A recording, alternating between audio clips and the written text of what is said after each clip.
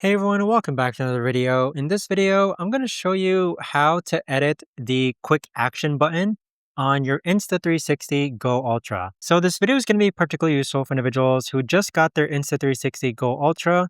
And if you don't know already, you have this quick action button here. Sorry, let me go ahead and turn on my light real quick. Okay, there you go. So you have this quick action button here on the right-hand side, located underneath the power button.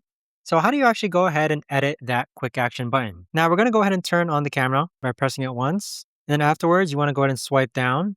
And then you're going to see this button here that is an hexagon. So click on that and then scroll down. And then where it says quick button customization, you're going to click on this menu option here. So Insta360 already provides you with different buttons that you can use this button for. So there's a switch mode, switch preset, switch between photography and recording.